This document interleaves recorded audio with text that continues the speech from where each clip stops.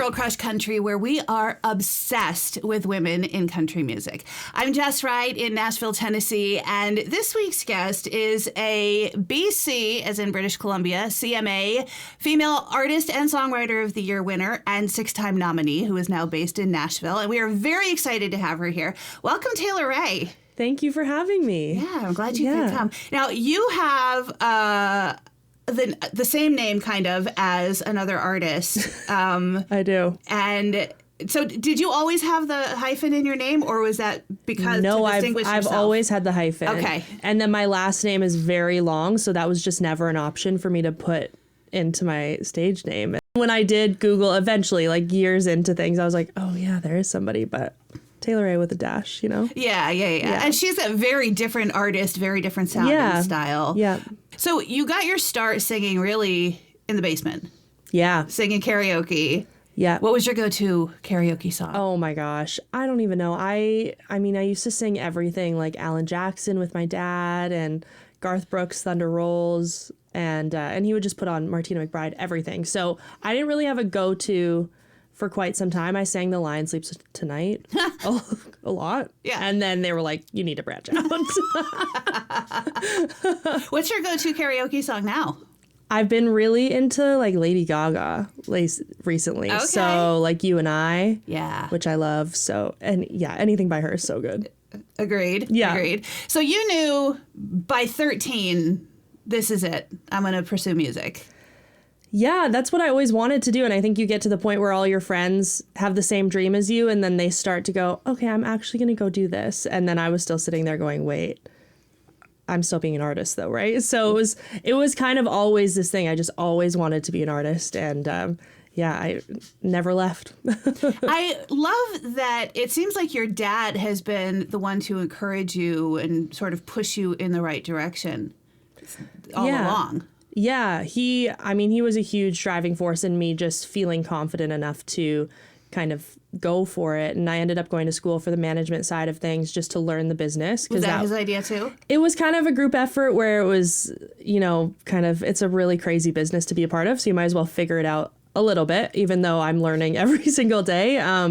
But even through everything where I would call him on the way home from an internship and just go, should I go back to school and do this? And he would just say, you're in too deep. There's no plan B. So just buckle down and gear up and let's go. And I love that. Yeah, I remember that conversation so clearly because that was when I just went, okay, I have to stop second guessing this and just go. Mm-hmm. Yeah. Mm-hmm.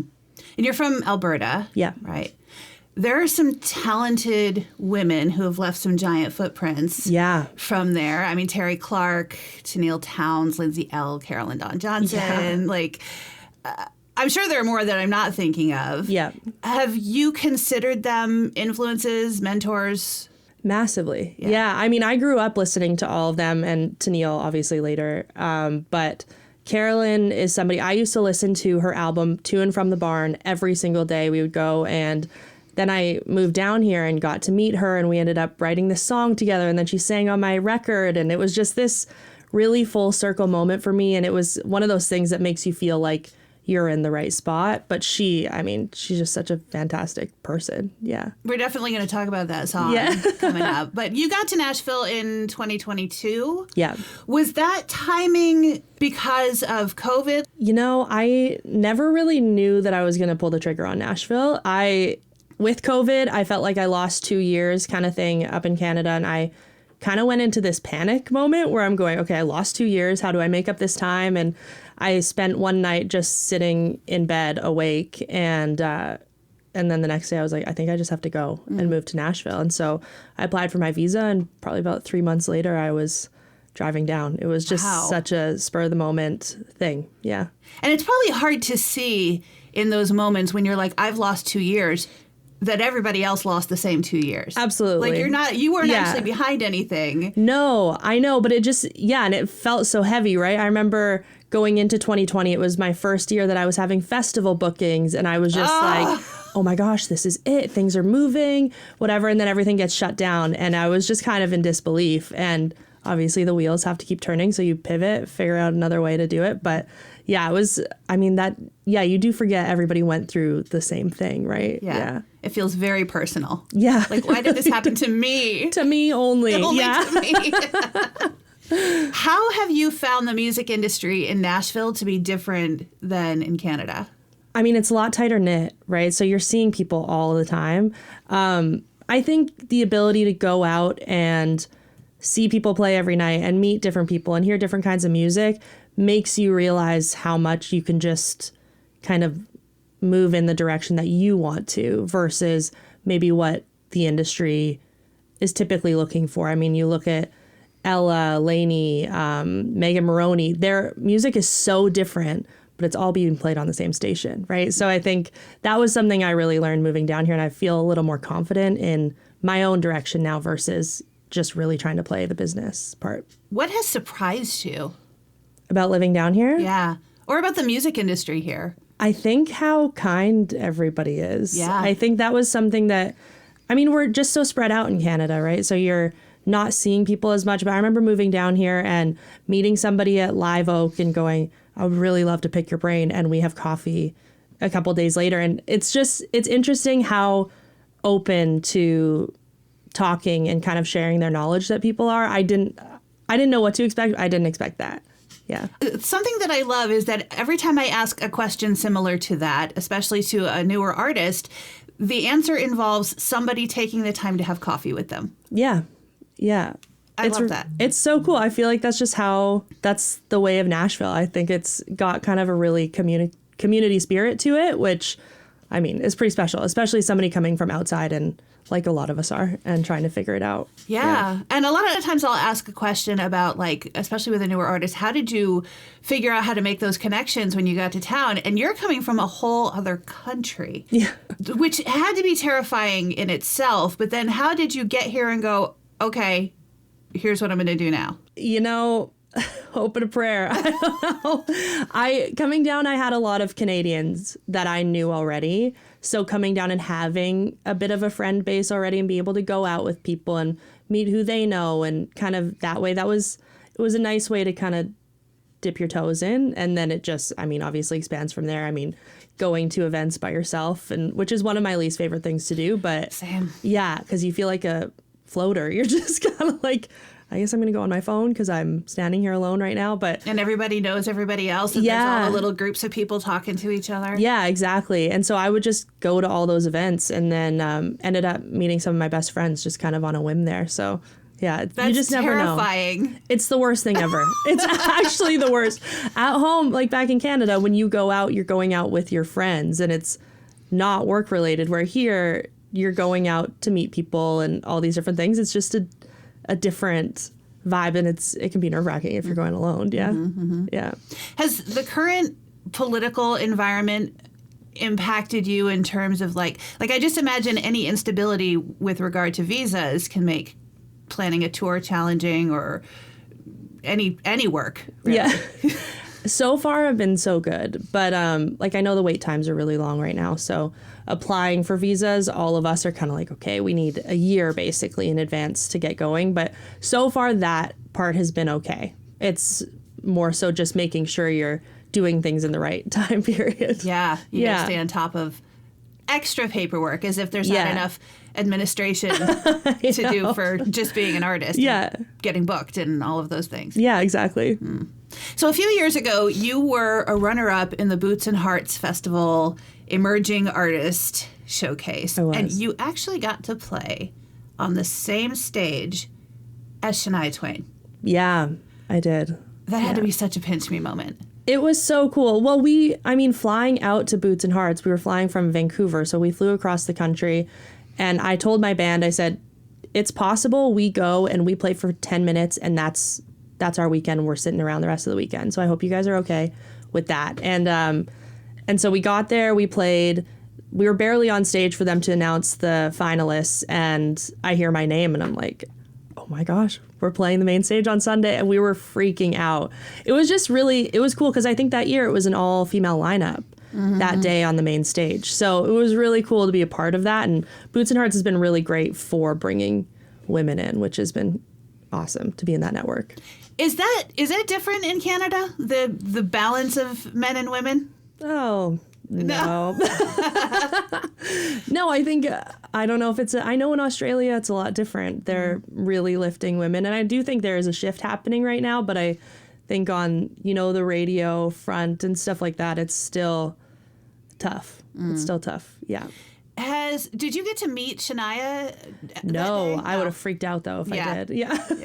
But even to say that you played like before her on the same stage. Yeah. Crazy. Yeah, it was really cool. I mean, the day was so hype, right? Everybody was there, so excited to see her, and it was cool to just have, my little part of it. Has that raised the bar for exciting milestones? Like, has anything topped that yet? We've had some shows. I mean, being a part of a competition is being a part of a competition. So it has that different level of stress to it, where we've had some shows at, Calgary Stampede and Sunfest and stuff like that I've walked away from and gone, whoa, having a big group of 5,000 people standing there and actually caring what you're doing is one of those things that is just like electric. So we've had a lot of moments since then that you kind of walk away from and go, okay, this is going to keep me driving for the next half a year, And you need those because there's such a roller coaster, the highs and lows. Oh, yeah, massively. Yeah. It's so up, down. Everything is so high. And then,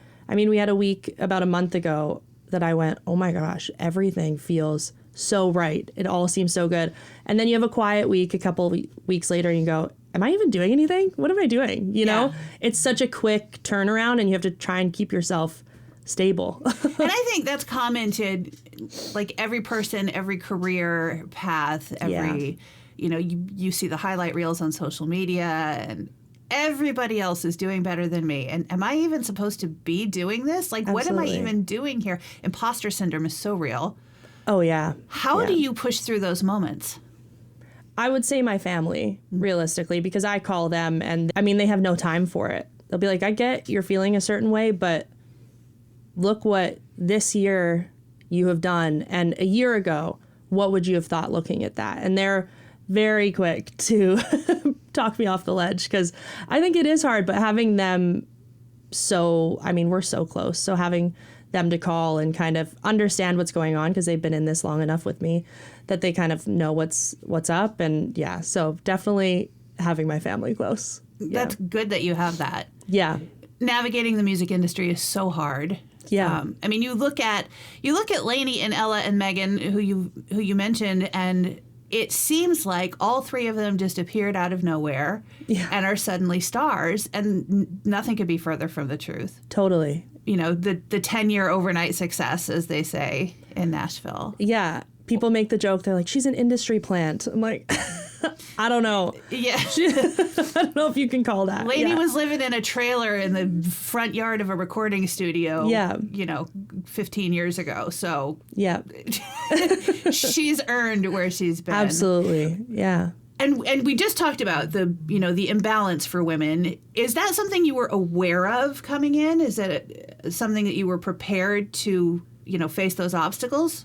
No. I think when I came into the industry, I was so not knowledgeable about a lot of it because I wasn't a part of the associations, nothing. And then once I did kind of get into that world and try to take a run at, Canadian country radio, stuff like that, you do definitely get understanding very quickly that there is a massive disparity. And I think unnecessarily so at this point. Look at the biggest artists in country music right now. Mm-hmm. It's females.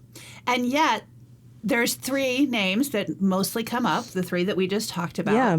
And in the top 40, that means that there's 37 men.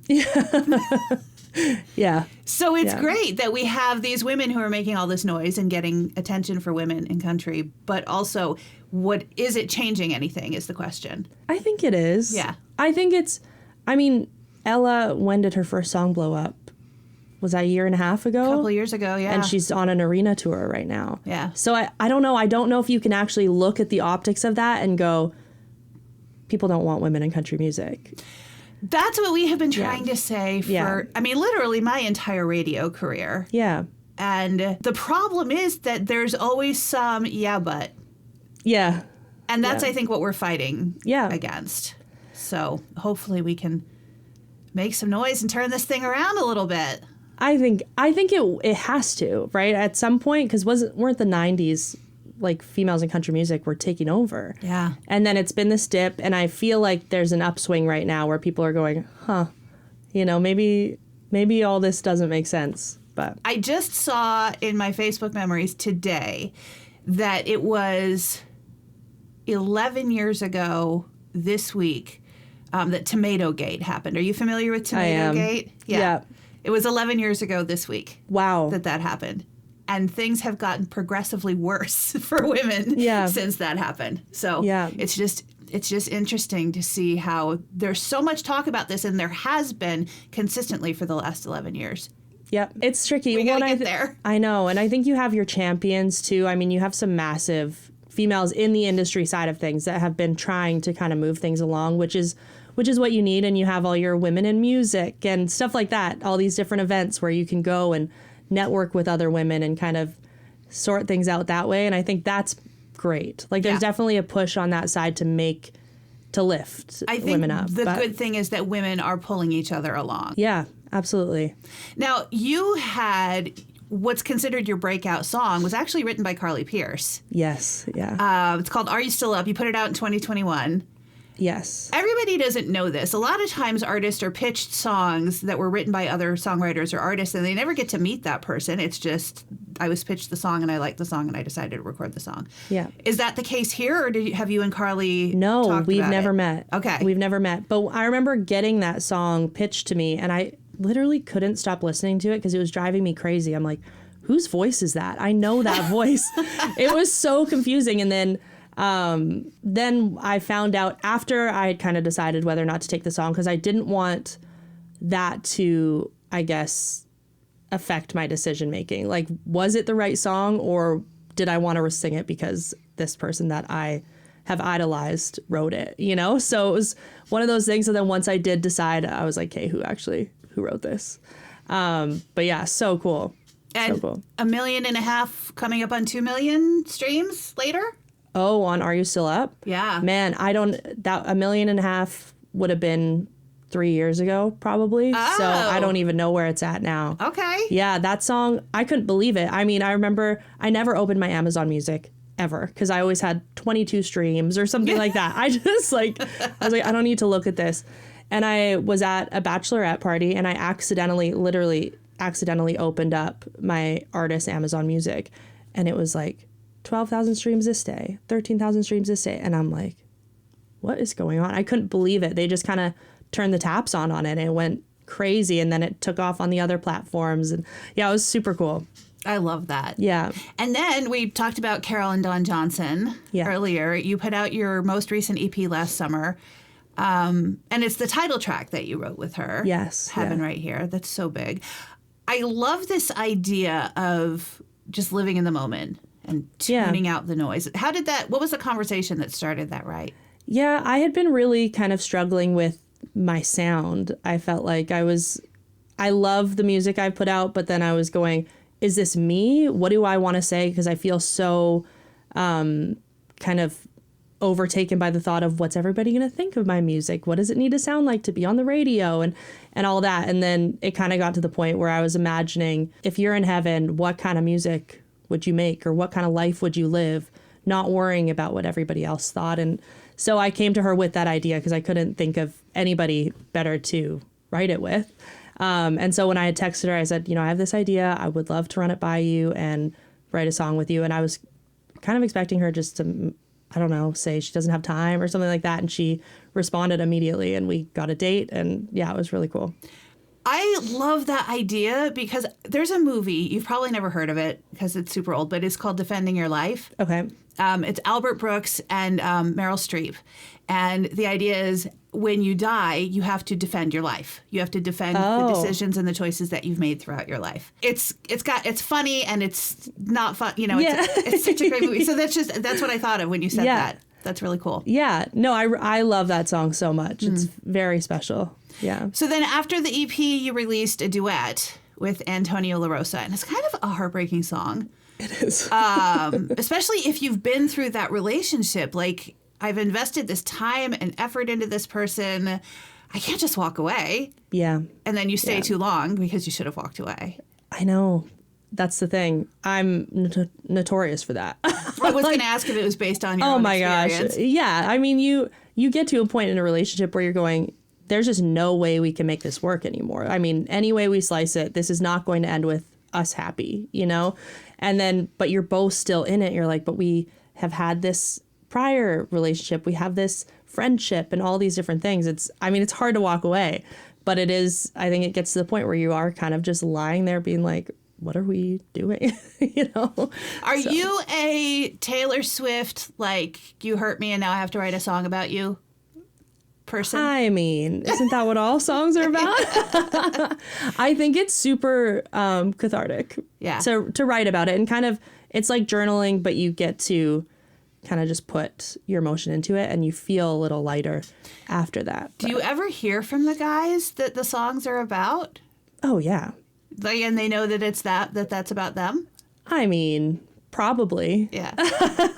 I mean, I don't feel like, you know, I try not to be rude or anything like that, but yeah, I mean, they know. Yeah. Yeah. So just recently you put out 2 years and 2 weeks. And I think we've all been with that guy who just doesn't take us seriously until we're like, you know what, I'm done. Yeah. Was that based on a true story too? Yes. I think it's so common, right? Yeah. Like, everybody can be perfect for 2 weeks. It's just how it is. Like, you can turn on the jets and be everything anybody's ever needed you to be. But it's then once you commit, you can just imagine like the wheels falling off a little bit, right? So, yeah. Sliding right back into old behavior.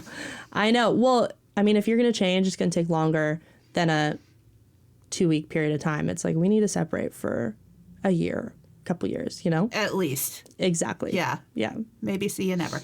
That one is on the Girl Crush Country playlist on Spotify and Pandora. Oh, amazing. What's on the way? Is there another EP coming? An album coming? We are doing a full record, Ooh. which I'm super excited about.